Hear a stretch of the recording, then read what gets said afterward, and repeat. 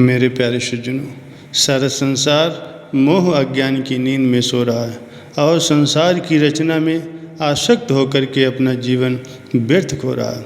इस मोह अज्ञान की नींद से जीव को पूर्ण सद्गुरु ही जगाते और उसे अपने वास्तविक काम की याद दिलाते हैं। उन जैसा उपकारी और जीव का परम हितैषी संसार में अन्य कोई नहीं।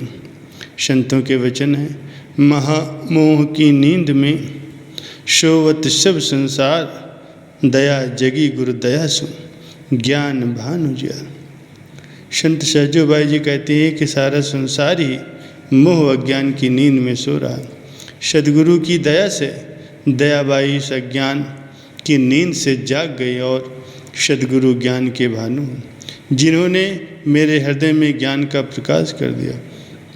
ये स्वाभाविक है कि एक सोए हुए व्यक्ति को वही जगा सकता है जो स्वयं जागा हुआ। जो स्वयं ही सो रहा है वो भला दूसरे को क्या जगाएगा। पारमार्थिक दृष्टि से देखा जाए तो संसार का प्रत्येक मनुष्य मोह अज्ञान की गहरी नींद में सोया हुआ है। संसार में यदि कोई जाग रहा है तो वे हैं पूर्ण संत सद्गुरु, जो कि परम पुरुष के साकार स्वरूप हैं। संसार में एकमात्र ही वही जागृत पुरुष हैं।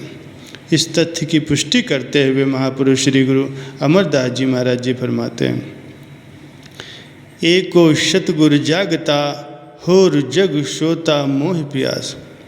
जगत में एकमात्र सतगुरु ही जाग रहे हैं, शेष सारा संसार तो मोह की नींद में सो रहा। तात्पर्य है, संसार में संत सद्गुरु ही एकमात्र जागृत पुरुष हैं। वे ही जीवों को मोह अज्ञान की नींद से जगाते हैं, उन्हें सचेत करते हैं और उन्हें अपने वास्तविक उद्देश्य की याद दिलाते हैं।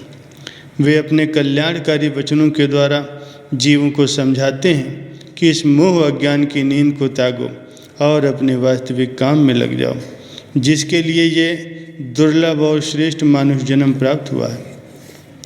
मनुष्य मोह अज्ञान में पड़ करके संसार के काम धंधों को ही अपना काम समझ बैठा है। ये अपना वास्तविक काम नहीं है।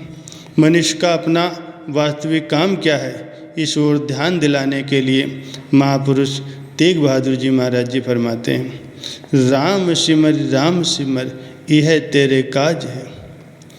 अर्थात ये मनुष्य परमात्मा के नाम का स्मरण कर, यही तेरा असली काम है। माया की संगत को त्याग कर, अर्थात माया के पीछे न भागकर परमात्मा की शरण ले।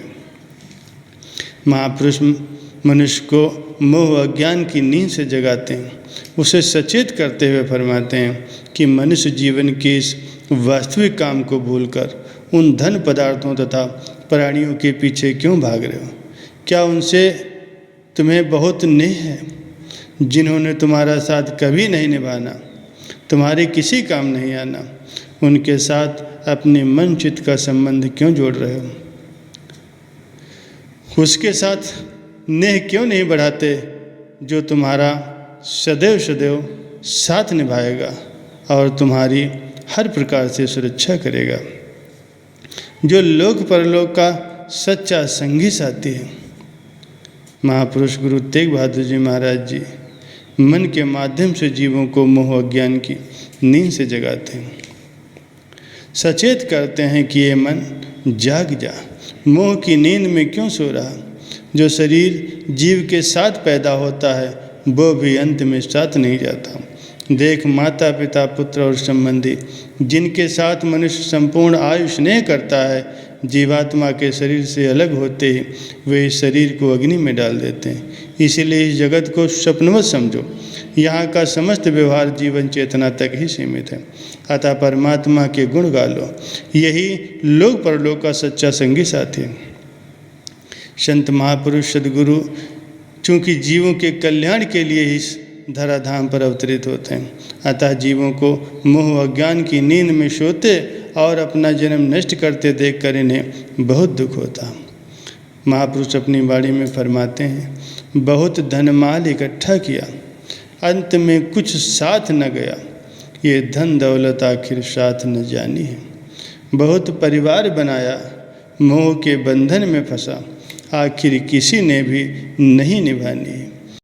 मान मर्तबा भी पाया, आखिर वो भी काम न आया, अंत में होती बहुत परेशानी। दोस्त मित्र बनाए मुश्किल में कोई काम ना आए, आखिर में होती बड़ी हैरानी। संत देते हैं दुहाई कर लो सच्चे नाम की कमाई, अंत समय यही तुम्हारे काम आनी है। महापुरुष यही चाहते हैं कि जीव मोह अज्ञान की नींद को छोड़ दे और अपने आत्म कल्याण के कार्य में लग जाए। जो भाग्यशाली जीव महापुरुषों के उपदेश को मान लेते हैं वे अपने वास्तविक काम भजन भक्ति और नाम सिमरन में लग करके अपना लोक परलोक संवार लेते हैं। सद्गुरु की कृपा से जब जीव मोह की नींद से जाग जाता है और नाम भक्ति की कमाई में लग जाता है, क्योंकि वो इस बात को भली भांति जान जाता है कि गफलत की नींद में सोए रहने से बहुत बड़ी हानि है, जबकि जागकर अपने वास्तविक काम में लग जाने में बहुत लाभ है। जो सोया रहता है वह अपनी सारी पूंजी गंवाकर और जीवन की बाजी हार करके यहाँ से जाता है, अर्थात इस मनुष्य जन्म को असफल करके जाता है और फिर से 84 के चक्र में गिरता है। इसके विपरीत जो जाग कर और सचेत होकर के अपने असली काम में लग जाता है वो जीवन की बाजी जीत करके अर्थात अपने जन्म को सफल करके जाता है और परमात्मा से एकाकार होकर के 84 के चक्र से हमेशा के लिए छुटकारा पा जाता है। महापुरुष तो बार बार जीव को मोह अज्ञान की नींद से जगाते और चिताते हैं। अब ये मनुष्य के अपने ऊपर निर्भर है कि वो महापुरुषों के उपदेशों पर चल करके जीवन की बाजी जीत कर यहाँ से जाए अथवा महापुरुषों के वचनों को अनसुना करके अपने मन के विचारों पर चलकर जीवन की बाजी हार कर यहाँ से जाए। परम संत श्री कबीर साहब जी के वचन हैं, यही तेरा अवसर यही तेरी बार, घट भीतर तू देख विचार, कहत कबीर जीत के हार, बहुविधि कहियो पुकार पुकार। परम संत श्री कबीर साहब जी सचेत करते हुए फरमाते हैं कि ये मनुष्य जन्म तुम्हारे लिए शुभ अवसर है, ये परमात्मा से मिलने की बारी है। मन में विचार करके इस तथ्य को अच्छी तरह से समझ लो।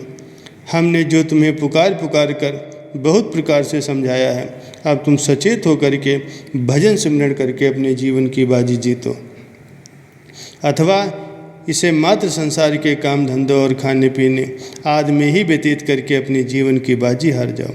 ये तुम्हारे ऊपर निर्भर करता है। 84 के चक्र में चिरंकाल तक भ्रमण करते हुए जीव परमात्मा से ये पुकार करता रहा कि इसे उससे मानुष जन्म का शुभ अवसर मिले, ताकि वो नाम सिमरन और भजन भक्ति करके इस 84 के चक्र से छुटकारा पा जाए।